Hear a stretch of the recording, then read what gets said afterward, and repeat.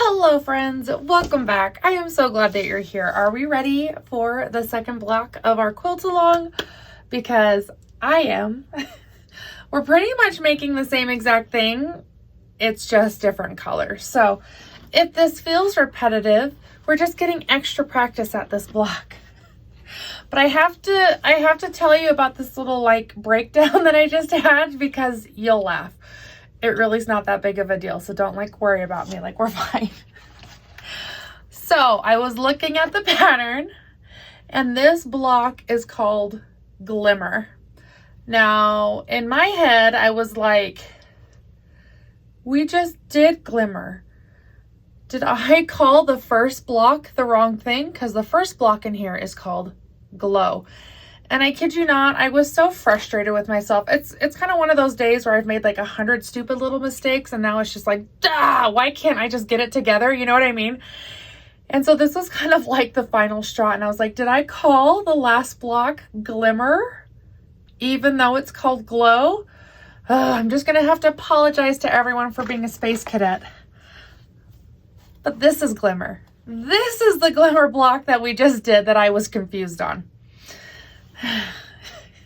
I need to give myself a little more grace because this is a totally different block. It just happens to be named the same thing, which was like a fun little coincidence, but it definitely, it sent my brain there for a second. So this first block is called Glow, and that's what I said in the first place. But our second block, which is, where are you, cutie? This one right here is called Glimmer, which is the same name as this one, not because I messed it up. Totally random. I did not need to explain myself, but something in me felt like I needed to. All right, let's work on our Glimmer block. We've got Jade, Songbird, and Blue Lake? Oh, Bear Lake. Songbird is like one of my favorite shades of teal, blue-green. I don't know what you want to call it, but if you have the Songbird, this is like my fave, and I want to like snuggle in it. I love the color so much. So let's get our layout out here now that I've made it even more uncomfortable for everyone. You're welcome. All right, we've got navy, then jade, then navy. All right, you can see me. Phew, what the? Those are two different sizes. Let me assess this situation. What have you done, Kate? Just as you've told everyone you're a spaz. Oh, those are just an 1/8 inch too big. I cut them at 3.5. Okay, let me trim these to the right size and then we'll put this block together. Yeesh. I tell you what, I had to double check all of them just to be sure. It was only actually 2 of the jade blocks that were too big, so that sounds like me. All right, Songbird. And I'm glad it has a name now because I'm gonna find all of the things in the Songbird. So Bear Lake, Songbird, Bear Lake with our 2 navies on the outside. Then we've got Songbird, Songbird with our jade in the middle. Such a pretty green. The Songbird and this jade together are like the happiest.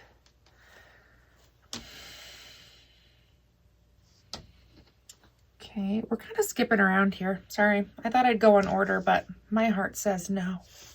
My heart says go all over the place. Navy. Navy.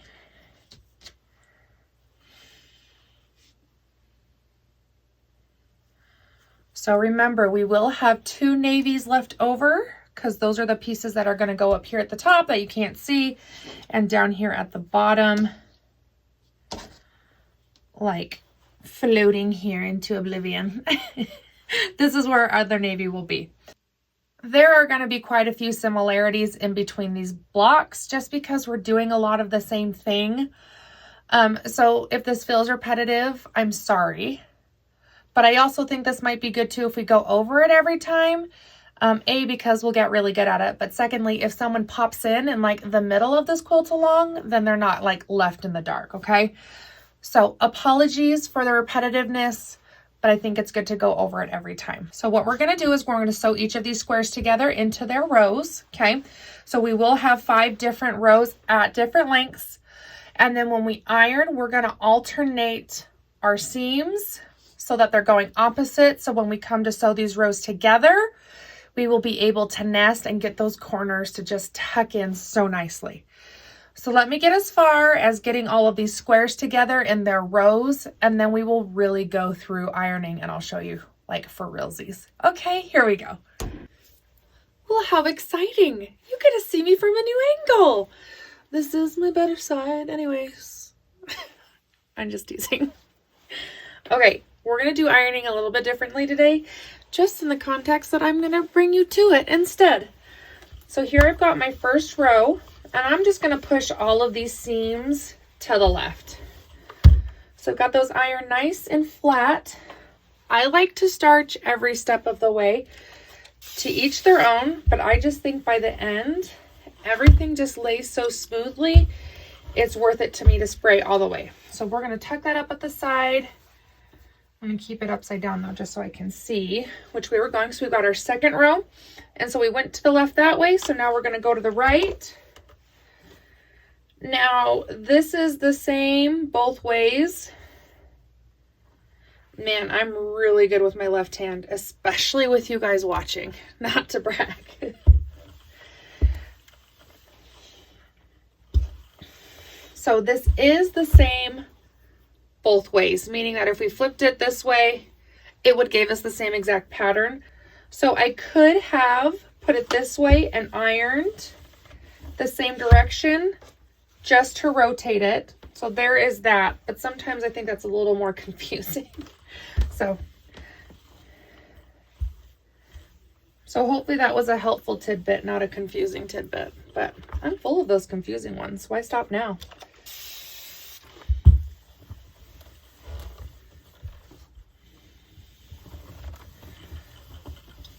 Okay, I made it crooked there for a second, but don't worry, I fixed it. I'm just a really aggressive ironer, I guess. All right, middle row to the left.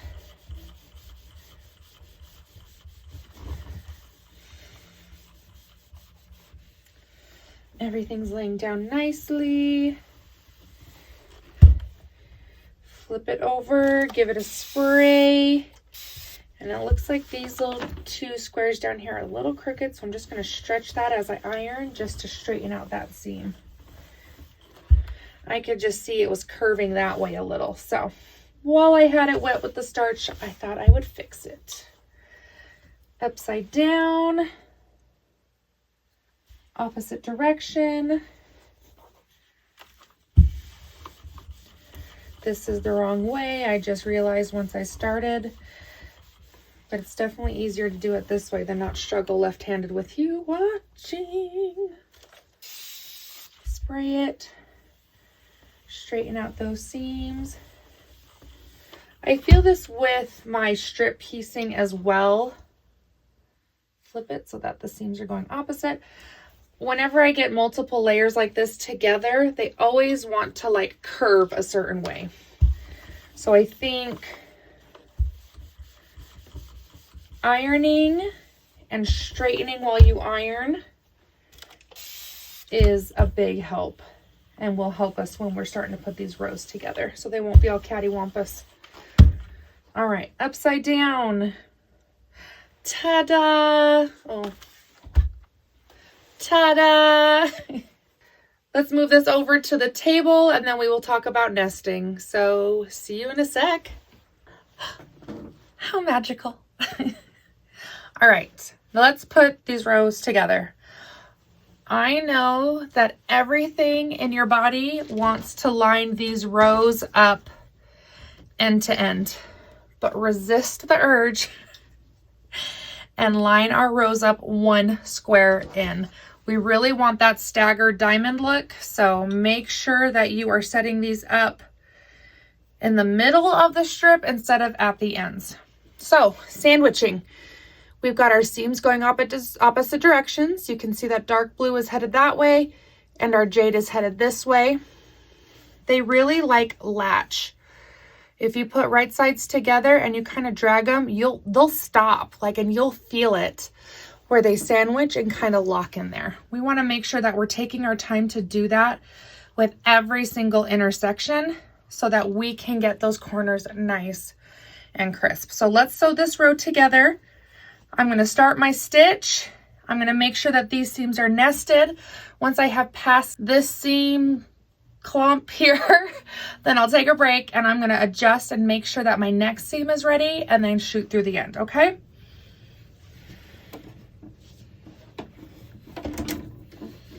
I'm going to start a little ways out. Make sure my needle stays down. Turn on button. Nest these seams.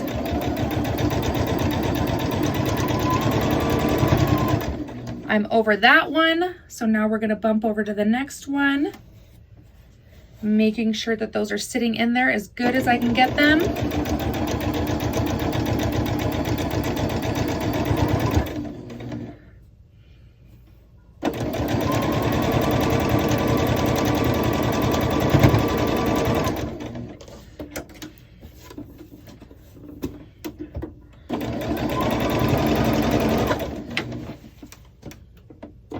I can't find my little red and white sewing scissors, so we're overcompensating with these big bad boys today. Oh, that turned out pretty good. Do you see how those corners meet up? Good job. Proud of you. That's awesome. Nesting is definitely worth it.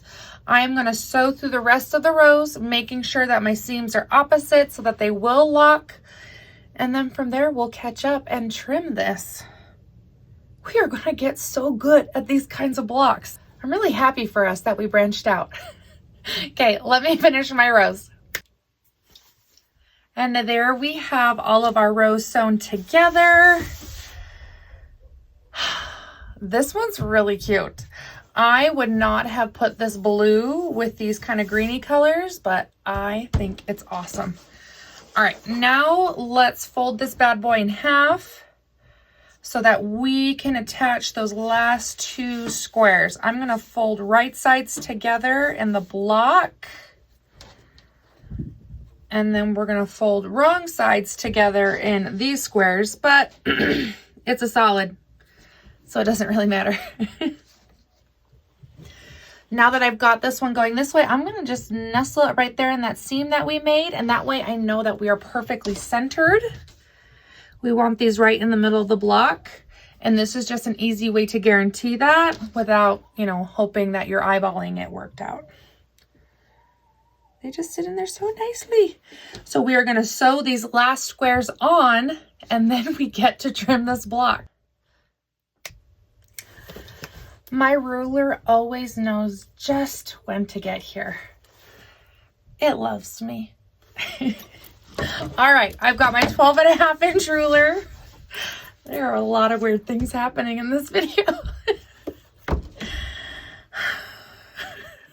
It's fine. Don't worry. Okay. Try to move on from that naturally. We're going to place this ruler right in the middle. And we're going to do our best to try to get our 1/4-inch seam allowance on the edge of all of these points. So I've definitely got a ton right there.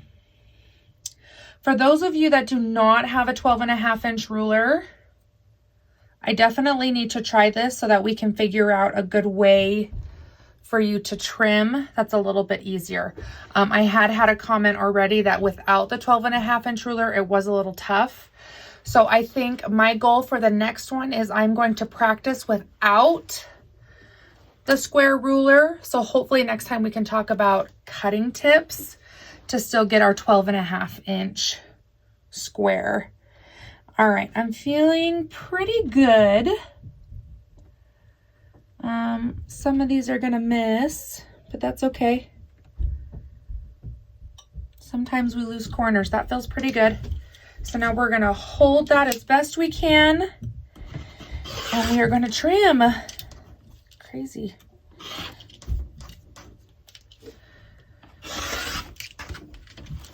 Okay, and now that we've got a nice clean side, move, friends. You're wonderful, but your time is done here.